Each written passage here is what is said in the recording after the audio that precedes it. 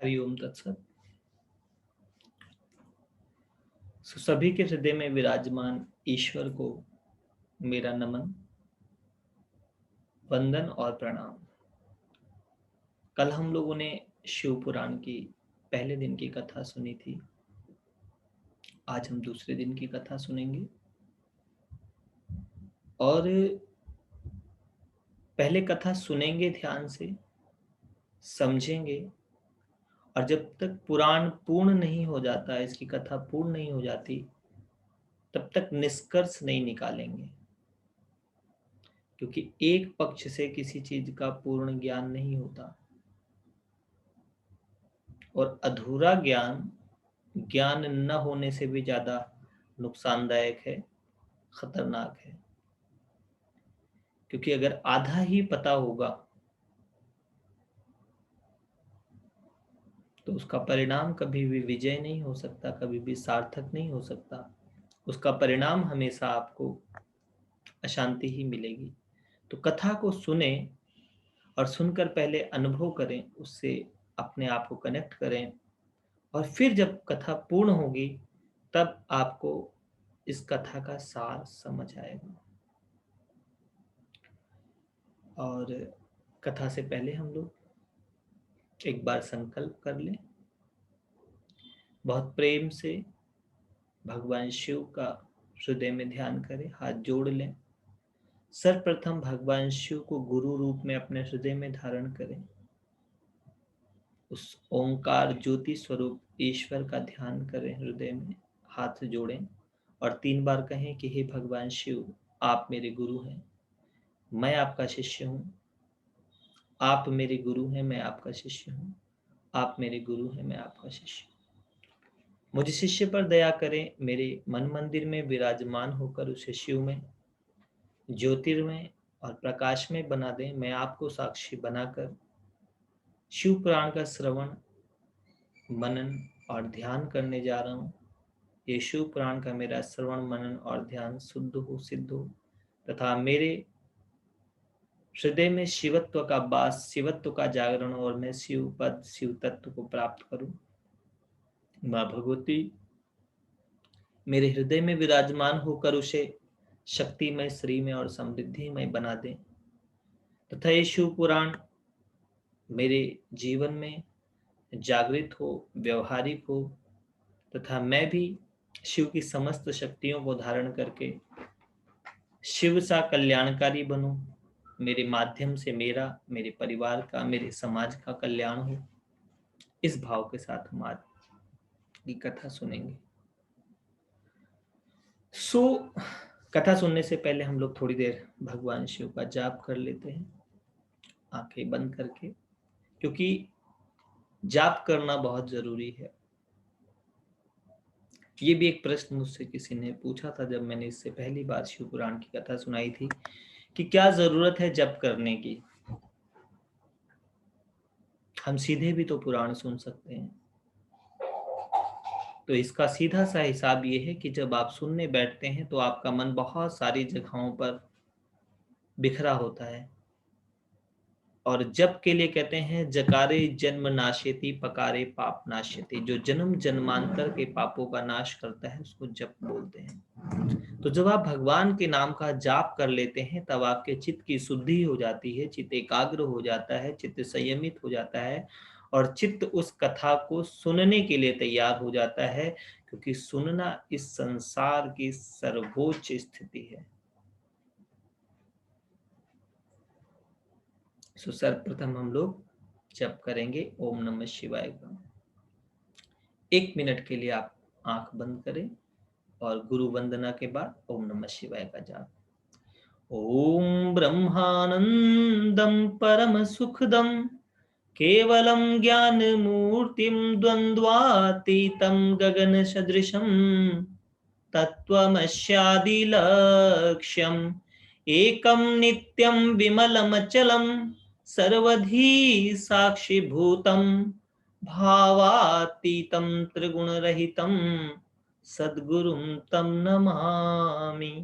अखंडानंद बोधाय शिष्य संतापहारिणे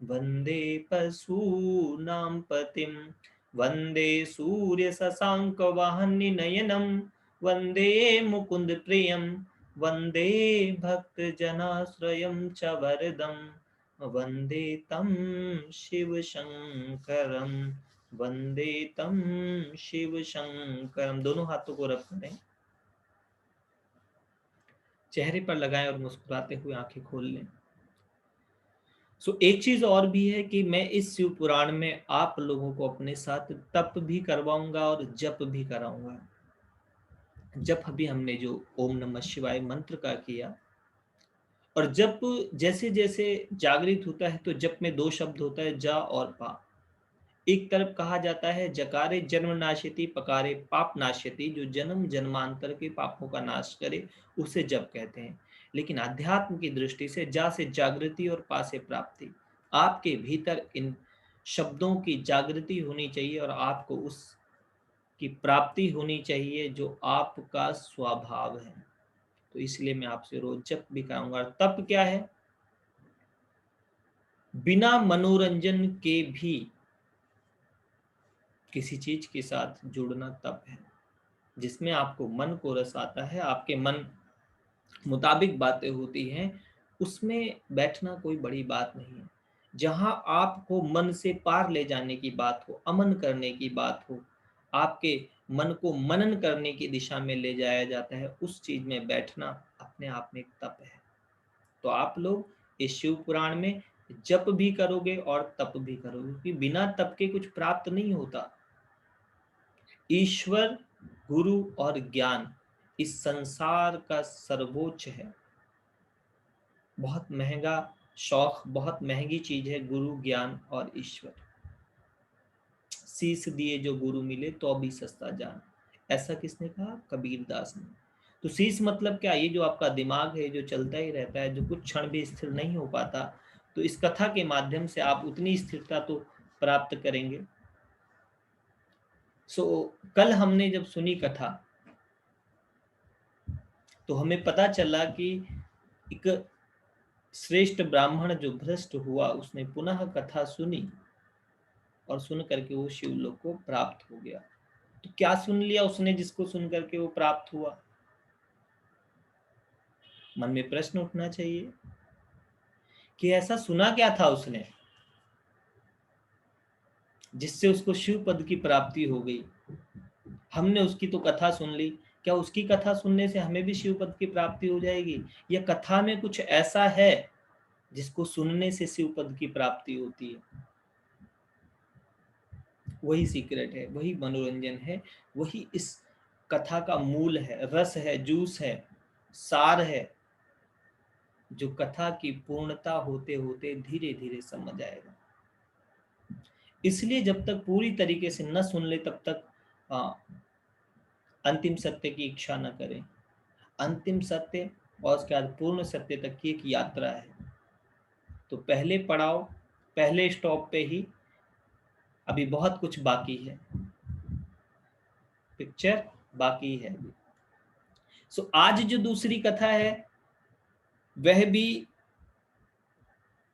एक ब्राह्मण की और विप्र की कथा है और उसकी पत्नी की कथा है।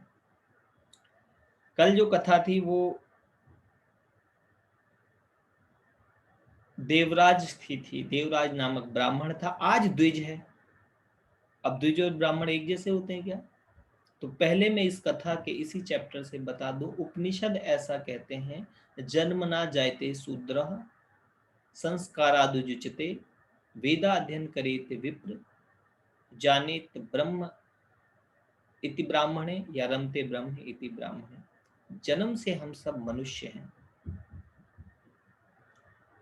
जन्म से सबके सब शूद्र। अब शूद्र कोई गलत चीज नहीं, शूद्र का अर्थ होता है जिसको ज्ञान नहीं है, जो नहीं जानता। जब हमें संसार में आते हैं हमें कुछ नहीं पता होता, ना अच्छे का बोध होता है, ना बुरे का बोध होता है, न सही का पता होता है, न गलत का पता, तो न जीवन जीने का कोई बोध नहीं होता। फिर संस्कारात द्विजुच्यते, हम अपने संस्कारों से यहाँ द्विज हो जाते हैं, कुछ और हो जाते हैं। संस्कारों से कोई डॉक्टर बनता है, कोई पोइटर बनता है, कोई राइटर बनता है, अलग अलग कर्मों में व्यक्ति जाता है, कोई क्रिमिनल भी बन जाता है, कोई साधु बन जाता है, कोई योगी बन जाता है, कोई ध्यानी बन जाता है, ये सब बन जाते हैं। संस्कारादुजुचते वेदाध्ययन करेत विप्र, वो जब वेदों का या विशेष प्रकार के ज्ञान का अध्ययन करता है तब वो विप्र कहलाता है। और जब वो ईश्वर को जान लेता है, ईश्वर में रमण कर लेता है, तब उसको ब्राह्मण कहा जाता है। तो ये मनुष्यता की कैटेगरी है, एक स्थिति है। जैसे डॉक्टर होना कोई जाति नहीं है, डॉक्टर एक स्थिति है, वहां तक कि आपको पढ़ाई करनी पड़ेगी, साधना करनी पड़ेगी, आप वहां पहुंच जाएंगे। योगाचार्य होना कोई जाति नहीं है। जाति सबकी मनुष्य है। मन और आयुष्य दो चीजों से आप निर्मित हुए हैं, तो हम सबकी जाति मनुष्य ही है। हम सब मनुष्य जाति में पैदा हुए हैं। आज समाज में जाति पाति को लेकर के बहुत सारा है, और बहुत से तो मुझे ऐसे भी लोग मिलते हैं जो बुद्ध को मानने वाले हैं, लेकिन बुद्ध को नहीं मानते। वो, उनके हृदय में सत्य प्रेम करुणा नहीं है। जाति को लेकर के बहुत से भेद हैं, घृणा है, और उसके बहुत सारे कारण हैं। उसके कारण कुछ हमारी हिंदी पिक्चरें हो सकती हैं कि जी ऊंची जाति वालों ने नीची जाति को सताया। लेकिन अगर आप अपने ग्रंथों का अध्ययन करेंगे तो जो व्यक्ति इस बात का, पहली जिसकी प्रार्थना यही होती है, सर्वे भवन्तु सुखिना सर्वे सन्तु निरामया, जो सब सुख, सबके सुख की कामना करे, वो किसी को कैसे सता सकता है? आप अपने पुराणों को पढ़ोगे तो आपको पता चलेगा कि वो नहीं सता सकता किसी को, या तो फिर वो उसी पशुता को प्राप्त है जिसको ज्ञान नहीं है। तो ये सारी बातें भी आपको पुराण से व्यवहारिक बातें ही पता चलेंगी। और सर्वोच्च बात यह है कि आपके अंतकरण की जो स्थिति है, जो आपके चित्त की स्थिति है, जो आपके मन की स्थिति है, वो भी आपको पता चलेगी। और ये भी पुराणों से पता चलेगी कि जो चीज अच्छी है वो खराब हो जाती है, और जो खराब है वो फिर अच्छी हो जाती है। जैसे आज जो आपका दिन है, इसके आगे और पीछे रात है, और जो रात है उसके आगे और पीछे दिन है। इसमें जो पतित हुआ, जो गिर गया, वो पुनः उठ जाता है, और जो उठा हुआ है वो गिरेगा भी। इस प्रकृति के कुछ नियम ऐसे हैं। हर एक बसंत को पतझड़ से गुजरना पड़ेगा, और हर पतझड़ को बसंत भी आएगी, क्योंकि सृष्टि दो चीजों से निर्मित हुई है, और उन दोनों का मिलना ही एक है। जैसे शरीर और आत्मा, इन दोनों के होने से जीवन है। सो आज की जो कथा है वो कथा है समुद्र के किनारे रहने वाले बिंदु की। बिंदु नामक एक द्विज था जो समुद्र के किनारे प्रदेश में रहता था, और उस प्रदेश में सारे के सारे वैदिक धर्म से विमुख लोग रहते थे। ऐसा क्या है भाई वैदिक धर्म जिससे विमुख लोग पापी हो जाते हैं? तो सबसे पहले तो वैदिक धर्म है सुबह समय से उठना, सूर्य की उपासना करना, सूर्य के दर्शन करना, सूर्य के साथ कम्युनिकेट करना, आसन करना, प्राणायाम करना, ध्यान करना, जप करना, ईश्वर की प्रार्थनाएं करना, स्वच्छता, पवित्रता, ये व्यवहारिक चीजें जिनके जीवन में होती है वो वैदिक धर्म वाले माने जाते हैं। और वेद का एक अर्थ है जानना, जो मानने से अधिक अपने जीवन में जानने का प्रयास करते हैं। मान लेते हैं लोग कि मैं श्रेष्ठ हूं, जाना तो नहीं है कि हम श्रेष्ठ हैं भी या नहीं है। मान लेते हैं लोग कि दुनिया बहुत खराब है, जाना तो नहीं है। मान लेते हैं कि दुनिया बहुत अच्छी है, तो मानना मात्र नहीं, वेद का अर्थ है जानना। जो जानने के धर्म को अपनाते हैं, जो लोग जानने के धर्म को अपनाते हैं, वह वैदिक धर्म। यहाँ कहा कि वो बिल्कुल वास्कल नामक जो गांव है जहां वैदिक धर्म से विमुख महापापी द्विज निवास किया करते थे। महापापी क्यों थे? क्योंकि जो उनके मन में आता था वो करते थे, बिना विचार किए कि इसका परिणाम समाज को इसका क्या भुगतान देना पड़ेगा, लोगों के लिए क्या अच्छा होगा या बुरा होगा। तो जब आप अपने सिर्फ मन के स्वाद के लिए ही काम करते हैं, समाज को बिल्कुल ध्यान नहीं रखते, तब आप पापी माने जाते हैं। कि आप कुछ ऐसा करें कि आपके लिए तो ठीक है लेकिन बाकियों को दुख पहुंचाए, तो उसको पाप माना जाता है।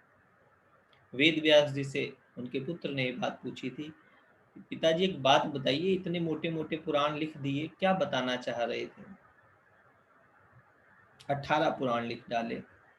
तो वेद व्यास जी ने कहा छोटी सी बात बतानी थी, परोपकाराय पुण्याय पापाय पर पीड़नम। दूसरे को पीड़ा पहुंचाना, दूसरे को कष्ट पहुंचाना पाप है, और पर पे उपकार करना। अच्छा, पर, एक पर का अर्थ होता है कि पराये किसी और पे, और दूसरा होता है पर अर्थात प्रकृति पर। प्रकृति पे कभी भी ऐसा ना करे। आज मनुष्य प्रकृति के विमुख जा रहा है। तो सभी शिव पुराण सुनने वालों को अपने आप से एक कमिटमेंट करना है कि वो 3 वृक्ष जरूर लगाएंगे। पुण्य करना है नहीं करना, पुण्य के फल से ही सुख मिलता है और पाप के फल से ही दुख मिलता है। अगर आप शरीर से दुखी हैं तो जरूर आपने शरीर से जाने अनजाने कुछ ऐसा काम किया है जो आपको नहीं करना चाहिए। तो आज सभी लोग ये संकल्प लें, परोपकाराय पुण्याय, एक परोपकार तो करेंगे आप, 3 वृक्ष लगाने का संकल्प लें। सभी लोग हृदय पे हाथ रख लें और कहें हे परमात्मा, बिल्कुल कहें, ये आदेश भी है, प्रार्थना भी है, और यही मेरी मूल दक्षिणा भी होगी कि शिव पुराण को मैं सुनाकर अगर आप लोगों तक ये बात पहुंचा पाऊं। तो सभी लोग कहें कि हे परमात्मा, हम आपको साक्षी मानकर ये प्रण लेते हैं, ये वचन लेते हैं कि हम 3 वृक्षरोपण जरूर कराएंगे। 3 वृक्षरोपण जरूर कराएंगे, और आप हमारे इस संकल्प में हमें सहयोग करें, हमें आशीर्वाद दें, और ये संकल्प हमारा जरूर सिद्ध हो। आज जो मनुष्यता की हालत है, वृक्ष लगाने की बहुत जरूरत है। हमारा अनंत ध्यान एक तरु पुत्र का प्रोग्राम करने वाला है। हम लोग इस पे बहुत सक्रिय हैं कि हम सब, जैसे पितृ ऋण, देव ऋण और ऋषि ऋण, 3 ऋणों के साथ मनुष्य संसार में आता है। पितरों का ऋण जब आप माता पिता हो जाते हैं तब पूरा हो जाता है उनके तर्पण के द्वारा, और पितृ ऋण आपके सत्कर्मों के द्वारा पूरा हो जाता है। ऋषि ऋण जब आप जब तब ध्यान साधना करते हैं तब ऋषियों का ऋण पूरा होता है। जब आप समाज में ज्ञान ध्यान की व्यवस्थाएं कराते हैं तब आप ऋषियों के ऋण से उऋण हो जाते हैं। और देव ऋण, जब आप देवता तुल्य बनते हैं, देवता तुल्य व्यवहार अपने जीवन में देवत्व को धारण करते हैं, तब आपका देव ऋण भी पूर्ण हो जाता है। इसी प्रकार से इस सृष्टि का एक और ऋण है, वृक्षारोपण से पूरा होगा। जिनके बच्चों को जरी जरी सी बातों पे गुस्सा आ जाता है वो पेड़ लगाएं, क्योंकि पृथ्वी तत्व खराब होने से जरी सी बात भी सहन नहीं होती। जिनके रोग ठीक ना हो रहे, जिनके घर का कलेश ठीक ना होता, जिनका पितृदोष ठीक ना होता हो, वो सभी लोग 3 वृक्ष लगाएं। एक वृक्ष नीम का लगाएं, एक पीपल का लगाएं, एक बड़ का लगाएं। नीम जरूरी है। बड़ और पीपल की जगह अगर पीपल लगा के एक फल वाला वृक्ष भी लगा सकते हैं, और 3 से ज्यादा भी लगा सकते हैं। आप ऐसा भी प्रयास करें कि जब घर में किसी का जन्मदिन हो तब वृक्ष लगाएं। अब कैसे लगाएं वृक्ष,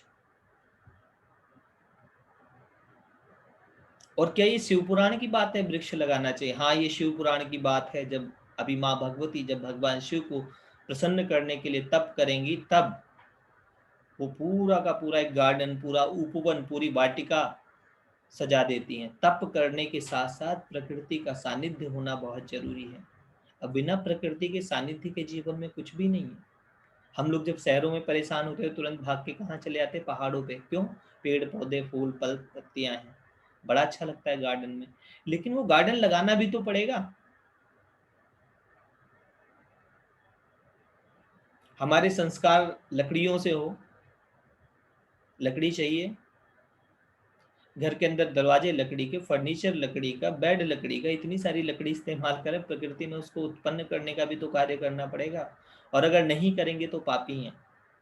हर वो व्यक्ति जो प्रकृति से लेकर देता नहीं है उसको कष्ट मिलता है, पीड़ा मिलता है, दुख मिलता है। तो उस दुख से मुक्त होने के लिए कितना आसान काम है। बहुत लोग हमसे कहते हैं गुरुजी गए थे वहां, किसी ने बताया पितृ दोष है, पितरों का बहुत ज्यादा। पेड़ लगाओ, वृक्ष लगाओ, सत्कर्म करो, कुछ ऐसा करो जो निस्वार्थ हो, जिसमें तुम्हारा मतलब ना हो, पितृ ऋण से मुक्त हो जाओगे। तो वृक्ष लगाना है। और क्या करेंगे हम लोग? वृक्ष को पहले अपनी बालकनी, अपने घर में ही लगाएं, थोड़े दिन उसको तैयार करें। जैसे जब छोटा बच्चा होता है आपका, तो आप उसको घर में ही केयर करते हैं, और जब वो थोड़ा बड़ा हो जाता है तब आप उसको स्कूल भेज देते हैं। तो जब वो वृक्ष आपका थोड़ा बड़ा हो जाए तब आप उसको कहीं पे इम्प्लांट करा दें। कर सकते हैं ना, कोई मुश्किल काम तो नहीं है, बहुत आसान है। जब आप ये सब करेंगे ना, तब प्रकृति का आशीर्वाद मिलेगा, और तब आपको ईश्वर तत्व समझ आएगा। तो मनुष्यता की आज सबसे पहली रिक्वायरमेंट है प्रकृति के साथ जुड़ना। ये लोग जो वैदिक धर्म से विमुख हैं, ये सबसे बड़ा वैदिक धर्म से विमुख होना ये है कि प्रकृति का ध्यान ना रखना। एक महात्मा जी, मैं भी पीछे ऋषिकेश गया था, तो वहाँ महात्मा जी से हम लोग बात कर रहे थे कि अलग अलग प्रकार की बात है, समाज की आज बहुत दिक्कतें हैं, नदियाँ दूषित हो गई हैं, और बहुत सारा पॉल्यूशन हो गया है, बहुत दिक्कतें हो गई हैं समाज के अंदर। तो स्वामी जी ने कहा जो सबसे बड़ा दिक्कत है ना, वो ये है कि गौमुख से लेकर के हरिद्वार तक की जो बेल्ट थी, वो तपस्या करने के लिए थी, ध्यान करने के लिए थी, अपने आत्मा के कल्याण के लिए थी। और जब से वो पिकनिक स्पॉट बन गया तो उस जगह की ऊर्जाएं डिस्टर्ब हुई है। ये मनुष्यता का बहुत बड़ा नुकसान होगा कि जहां आपको ज्ञान लेना था, जहां ध्यान लेना था, जहां सत्संग करना था, वहां आप पिकनिक मनाने जा रहे हैं। आपको भय नहीं है ईश्वर का, आपको डर नहीं लग रहा कि ये प्रकृति का प्रकोप कैसा होगा। एक छोटा सा प्रकोप देखा ना, सब बंद हो गए, एक एक कीटाणु आ गया, अकड़ रहे थे सारी दुनिया अपने अपने परमाणु पर, औकात सबकी गिर गई एक छोटे से कीटाणु पर। एक छोटा सा कीटाणु आया और सबको पैक कर दिया, साधुओं को भी पैक कर दिया, और गृहस्थियों को भी पैक कर दिया, और पापियों को, और योग सब बंद। अच्छा, साधुओं के लिए तो वैसे ही एकांतवासी रहते, बंद हो गए तो क्या फर्क पड़ता है। लेकिन आप सोचे तो सही, प्रकृति ऐसा क्यों कर रही है? कहीं इतनी बाढ़, पानी पानी हो जाता है, कहीं पर सूखा पड़ जाता है, तो इस सब का कारण क्या है? प्रकृति के साथ अव्यवस्थित होना। तो सभी लोग जो शिव पुराण सुन रहे हैं वो इस बात को अच्छे से समझ ले, कुछ क्षण पेड़ों के साथ बिताएं, किसी बढ़िया पेड़ के साथ चुपचाप बैठ जाएं। देखो ना, हमारे महात्मा बुद्ध को ज्ञान कहाँ हुआ था? पेड़ के नीचे। बालक ध्रुव ने किसके नीचे तपस्या की थी? पेड़ के नीचे। प्रहलाद ने कहा नारायण मंत्र का जप किया? पेड़ के नीचे। दुर्वासा ऋषि कहाँ तपस्या करते थे? पेड़ के नीचे। समस्त ऋषि मुनि अपना आसन कहाँ जमाते थे? पेड़ के नीचे। तो हम भी किसी पेड़, और हमारे को आसन जमाने की जरूरत नहीं, दिल्ली में या शहरों में तो बहुत सारे पेड़ के नीचे वो बेंच लगे हैं, चुपचाप जाकर वहां बैठ जाओ।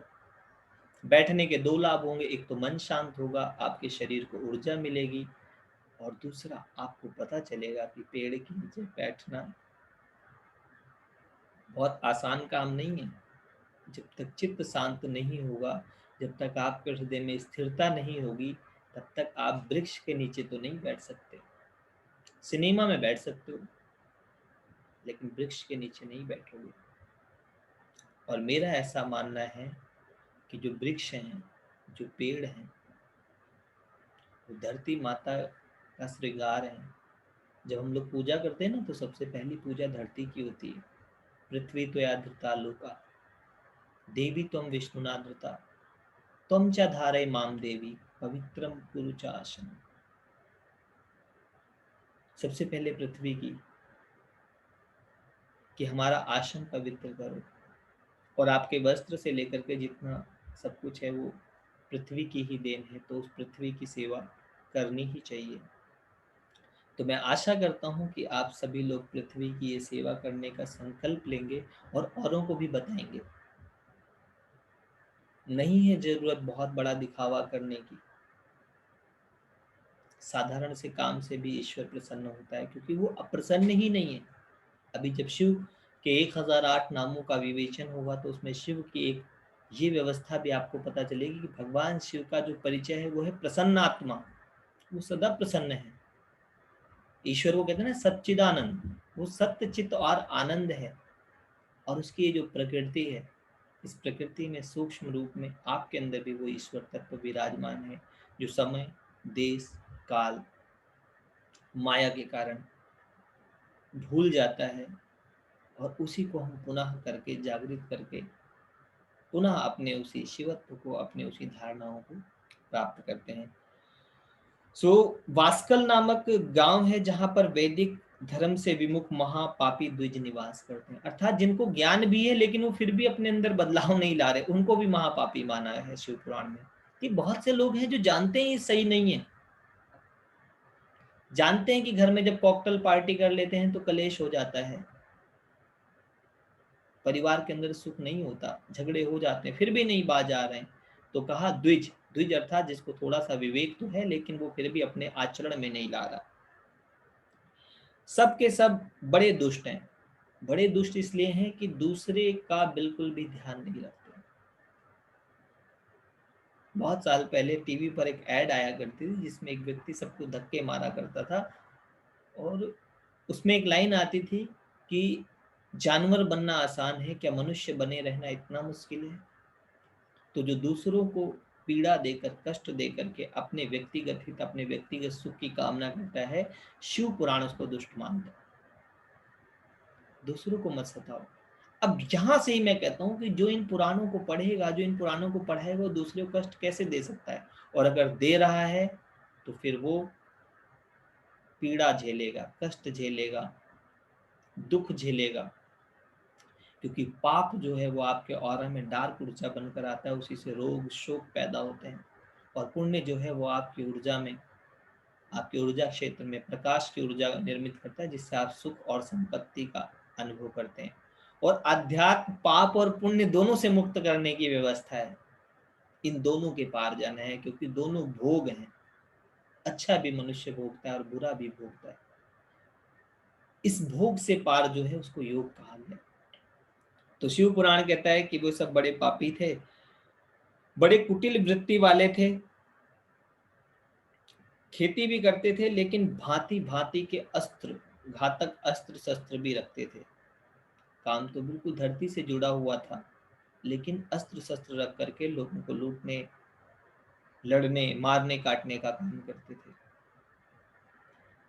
ज्ञान, वैराग्य तथा सद्धर्म का सेवन मनुष्य के लिए परम पुरुषार्थ है, और वो इस बात को बिल्कुल ना तो जानते थे और ना मानते थे। एक तो जानना भी नहीं है और मानना भी नहीं है। ऐसे बहुत से लोग हैं जो कहते रहे कुछ नहीं रखा है इनसे, पुराण उराण सुनने में, इसमें क्या है, क्या मिलता है इससे। अगर वो कभी एकांत में अपने आप से प्रश्न कर लें कि मिलता क्या है जो भी हम करते हैं, हमारे संसार की जितनी भी भाग दौड़ है उससे हमें मात्र थकान मिलती है।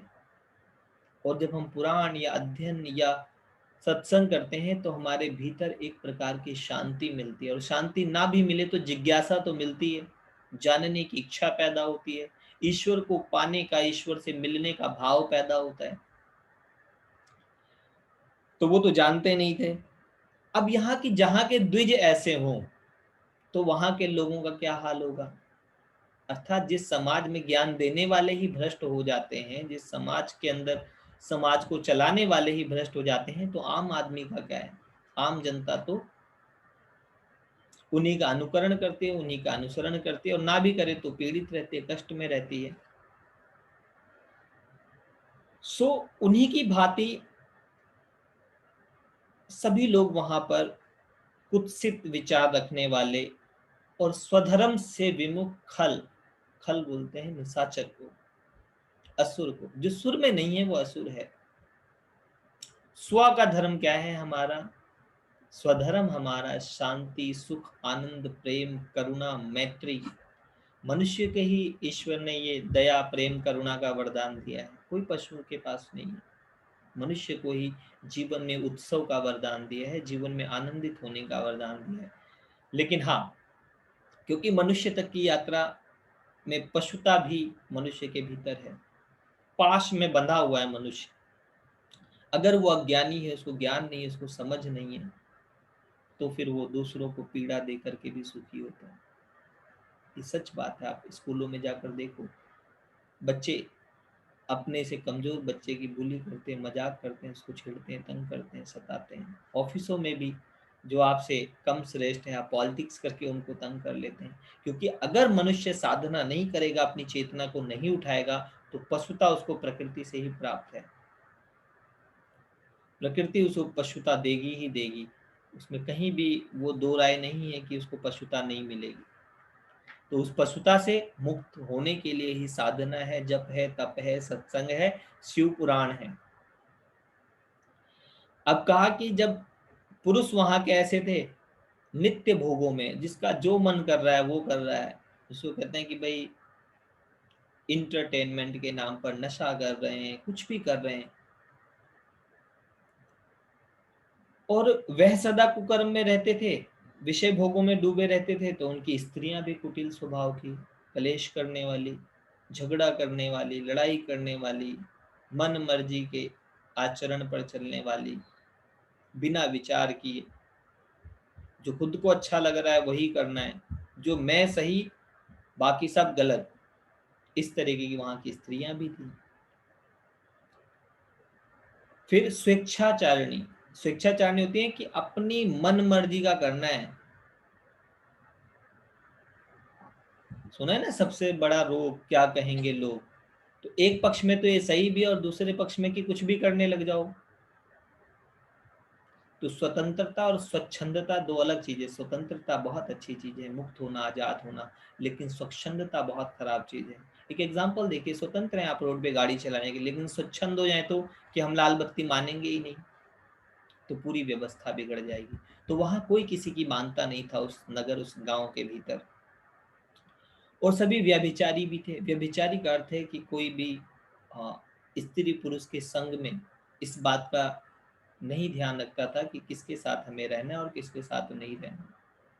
समाज में भी इस प्रकार की बहुत सारी व्यवस्थाएं हो गई, जिनके कारण बहुत प्रकार की दिक्कतें भी पैदा हो रही हैं। और सभी लोग सद्व्यवहार और सद आचार से सर्वथा शून्य थे। इस प्रकार वहां दुष्टों का निवास था, जहां पर सदविचार जहां नहीं है, और जहां पर सत्य का ज्ञान नहीं है, जहां बोध नहीं है, जहां कोई ध्यान नहीं करता, जहां कोई अपने आत्म मंथन, आत्मचिंतन नहीं करता, वहां सिर्फ दुष्टों का ही निवास। दुष्टता होती है, धृष्टता होती है, अकड़ होती है। छोटी छोटी सी बातों पे लोग चिल्ला कर पड़ते हैं, माँ बाप को उल्टा जवाब देते हैं,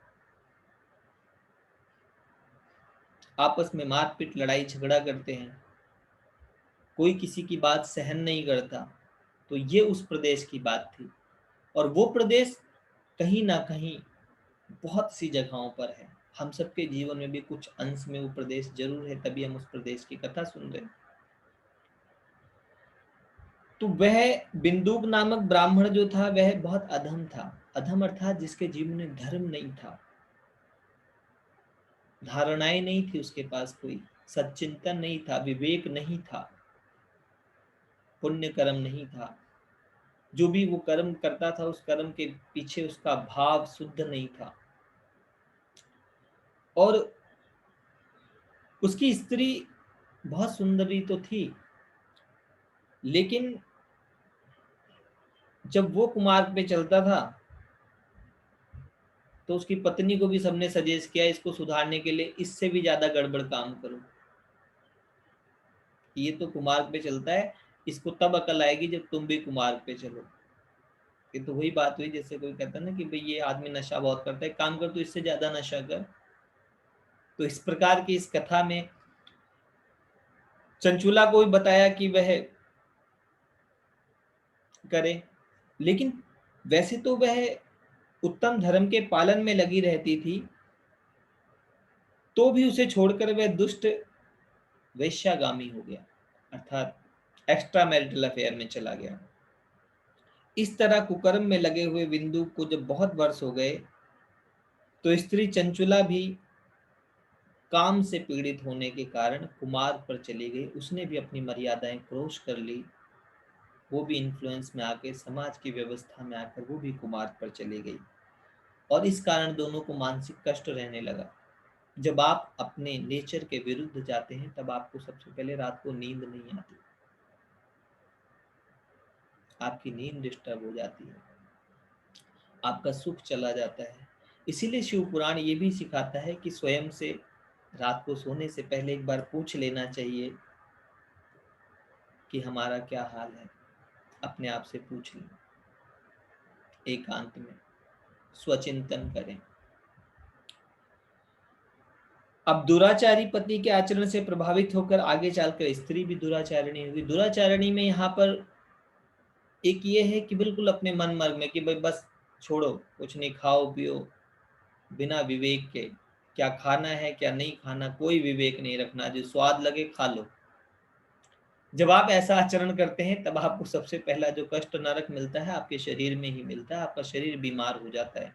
जब आप शरीर में खाना पीना और सोना, ये शरीर की महत्वपूर्ण क्रियाएं हैं, खाना पीना और सोना, उसके बाद जागना, कर्म करना और ध्यान करना। तो जो शरीर की भी क्रियाएं हैं अगर वो भी आप मर्यादाओं के पार होकर करोगे तो रोग शोक ही लेके आओगे। आप इस संसार का भी सुख नहीं भोग पाओगे अगर आप मन मर्जी से चलोगे। जो नहीं खाना है वो खाने लगोगे तो आपको रोग का ही सामना करना पड़ेगा। और रोग जो है उससे मुक्त होने की जो विद्या है उसको कहते हैं योग। तो अगर हम योग में जाएंगे तो रोग से मुक्ति मिल जाएगी, और अगर योग युक्त नहीं होंगे, ध्यान नहीं करेंगे, संयम में नहीं चलेंगे, चीजों पे मर्यादाओं को पालन नहीं करेंगे, तो ये जो चरित्र हमें बताए जा रहे हैं, जो हमें कहानियां बताई जा रही हैं, ये हमें इंडिकेट कर रहा है कि जो व्यक्ति मर्यादाओं में नहीं चलता वो पीड़ित होता है, कष्ट भोगता है, और उसके ऊपर ईश्वरीय नियमों के अनुसार बहुत से दंड निर्धारित हो जाते हैं। सो बिंदुक जो नियम मर्यादाओं को तोड़ करके वेश्यागामी होकर के घूमता था, कोई ध्यान नहीं करता था, कोई जप नहीं करता था, कोई साधना नहीं करता था, अपने वर्ण तक का ध्यान नहीं रखता था, वह समय अनुसार जब रोग और शोक में घिर गया, क्योंकि उसने अपने जीवन में मर्यादाओं का पालन नहीं किया, संयम का पालन नहीं किया, बहुत प्रकार के रोग पैदा हो गए, बड़े कष्ट से उसके प्राण निकले, बहुत दुख के द्वारा, और समाज में भी उसको बड़ी प्रताड़ना मिली। सो जब ऐसा हुआ तो वह विंध्य पर्वत पर भयंकर पिशाच बना। अब पाप के कारण क्या हुआ, वो पिशाच बना, अर्थात ऐसी योनि में प्राप्त हुआ जिसमें वो अशांत रहता था। तो जो लोग अशांत रहते हैं उनकी संगति में जब आप पड़ जाते हैं तो आपके जीवन में भी अशांति आती है। इसीलिए बहुत से लोगों को ऐसा होता है कि भाई कोई नेगेटिव एलिमेंटल एनर्जी हमारी ऊर्जा में आ गई है। बिल्कुल होती है, ये आ जाती हो, लेकिन मुक्त होने का तरीका क्या है? जैसे अभी आपने जप किया, आप जप करके जितना प्रकाशित होंगे अंधकार आपसे दूर हो जाएगा। और अगर आपका ऑरा साफ नहीं है, आपके ऑरा में प्रॉब्लम है, तो आप नेगेटिव चीजों को भी अट्रैक्ट करेंगे। तो ये पिशाच होकर के इधर उधर घूमता था, और जो इसकी वाइफ थी चंचुला, वो अपने बच्चों के साथ अपने घर में रहती थी। एक दिन देवयोग से, ईश्वर की कृपा से,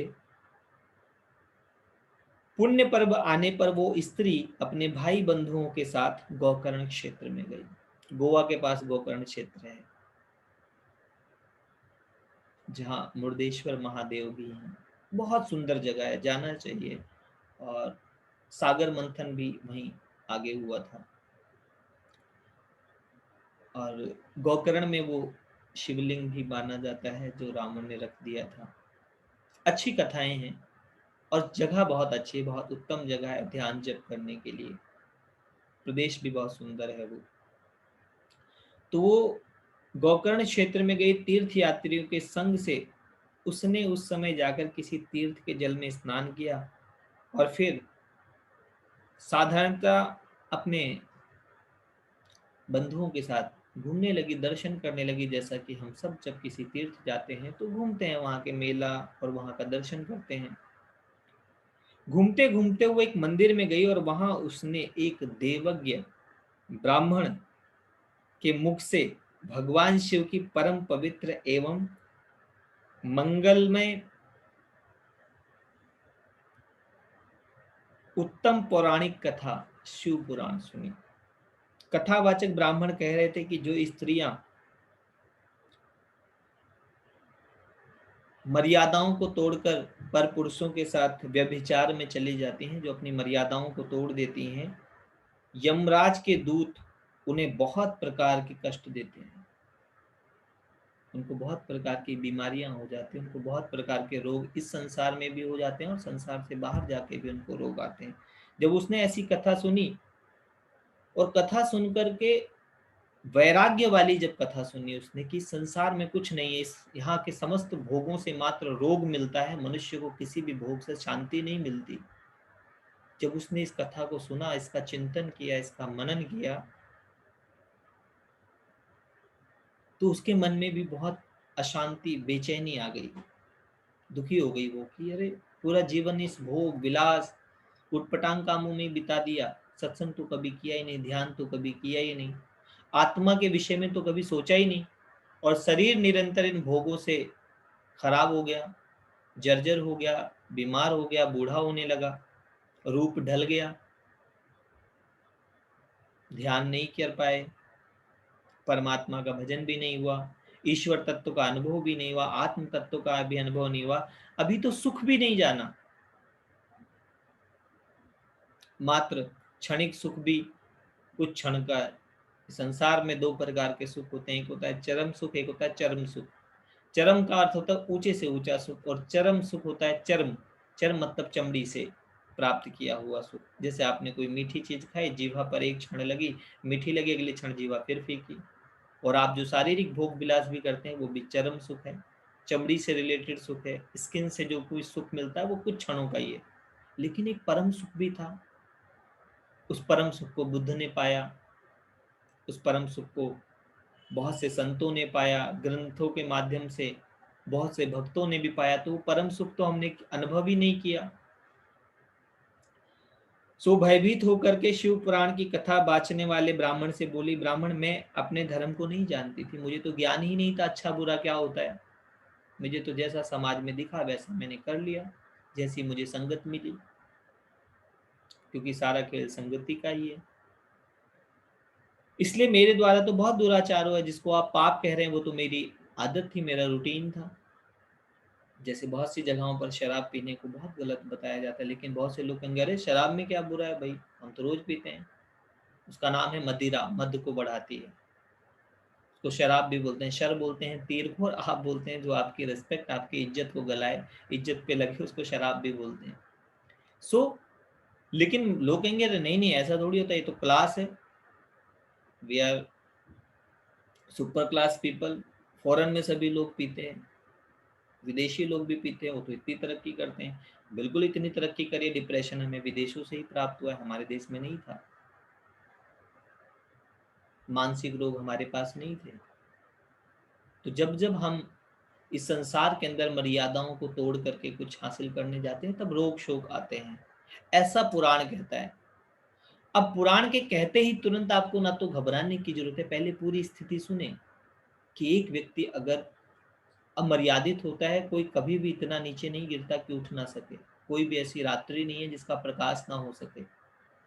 और जीवन में दोनों दूसरे अनुभव से भी तो आप पहले अनुभव पे जा सकते हैं, जैसे अब इस कथा के माध्यम से भी जिन्होंने अपने चरित्र का पतन कराया, जिन्होंने मानसिक अशांति पैदा करी, जिन्होंने रोग को प्राप्त कर लिया, उन्होंने कैसे अपना कल्याण किया, ये कथाएं पहले सुनाई गई है। इसलिए जब हम पुराण सुनते हैं तो हमें कहीं भी कोई गिल्ट सेम घबराने की जरूरत नहीं कि हमारे जीवन में हमने जाने अनजाने कुछ गलत कर दिया या हमसे हो गया, नहीं, आपके पास उससे भी ज्यादा चॉइस है ठीक करने की। एक लाइन है जो लोग अक्सर बोला करते हैं कि first impression is your last impression. ऐसा नहीं है। Your first impression is only your first impression.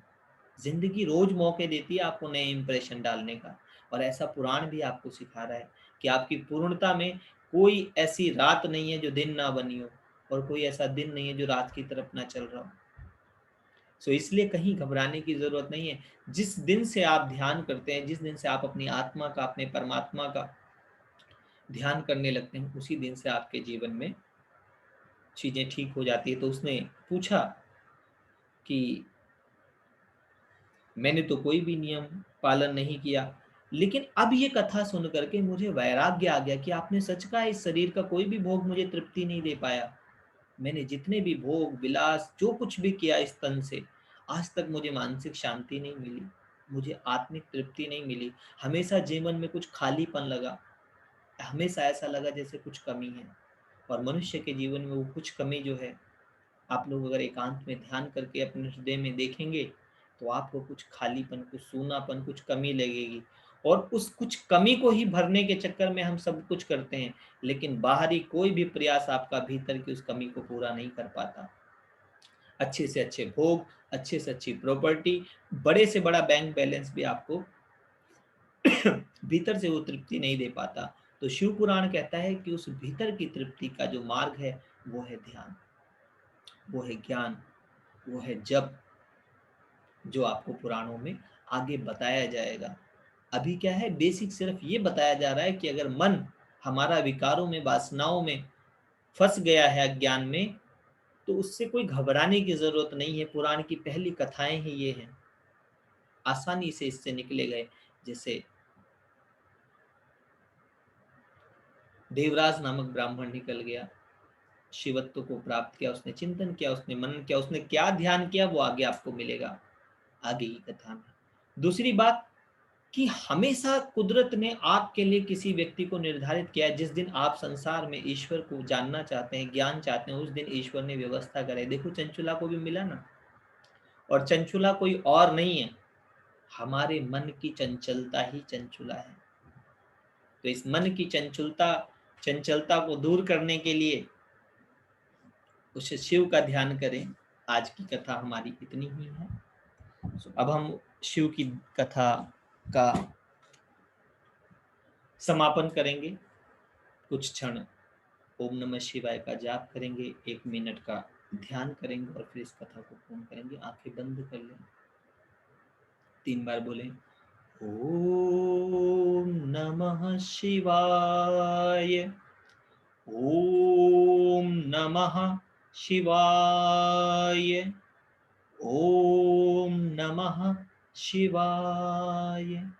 आंखें बंद करके हृदय से अपने परमात्मा से कहें कि हे प्रभु, हे मेरे ईश्वर, हे मेरे पिता, हे मेरे गुरु, हे मेरे प्रेमी, हे ईश्वर, आप मेरे हृदय की पुकार सुने, और मेरे मन की जो चंचलता है, जिसने जाने अनजाने अपने आप को व्यसनों में, बुरी आदतों में, तृष्णाओं में, वासनाओं में स्वयं को फंसा लिया है, जिस प्रकार आपने चंचुला के जीवन में ज्ञान दे करके उसे परम पद की प्राप्ति कराई, उसी प्रकार हे मेरे ईश्वर, हे मेरे पिता, हे मेरे गुरु, मेरे जीवन में भी आपका ज्ञान, आपकी भक्ति, आपका प्रेम प्राप्त हो, तथा मेरे माध्यम से भी लोगों का कल्याण हो। मैं भी अपने और अपनों के जीवन में सुख, शांति, आनंद, प्रेम, मौन, ज्ञान, ध्यान और पवित्रता को लाने का निमित्त बनूं। ऐसा ही हो, ऐसा ही हो, ऐसा ही हो। तथास्तु। हरिओम तत्सत। सभी के हृदय में विराजमान ईश्वर को मेरा नमन, मेरा वंदन, मेरा प्रणाम। आज के लिए इतना ही। कल की कथा में हम बताएंगे कि चंचुला ने फिर साधना करके किस गति को प्राप्त किया। अभी वासना से क्या गति प्राप्त हुई है ये पता चले आपको, और कल की कथा में आपको पता चलेगा कि उपासना से उसने क्या पा लिया। आज के लिए इतना ही। हरिओम तत्सत। अपने मित्र और संबंधियों तक भी इस कथा के लिंक को डालें, ताकि वो लोग भी सुन सके। सावन मास में आप सभी लोग पुण्य के भागी बने, और उन लोगों को बहुत बहुत आशीर्वाद है, बहुत बहुत उनके लिए मेरी शुभकामनाएं हैं जिन्होंने ये प्रोग्राम ऑर्गेनाइज किया है। तो आप लोग भी इतनी सेवा करें, ज़्यादा से ज़्यादा लोगों तक ये कथा पहुंचाएं ताकि लोग कथा के भीतर की वास्तविक कथा सुन सकें। हमारा प्रयास है कि मनोरंजन की जगह हम आपको ज्ञान दें जो कि पुराणों में है। ठीक है। हरिओम तत्सत।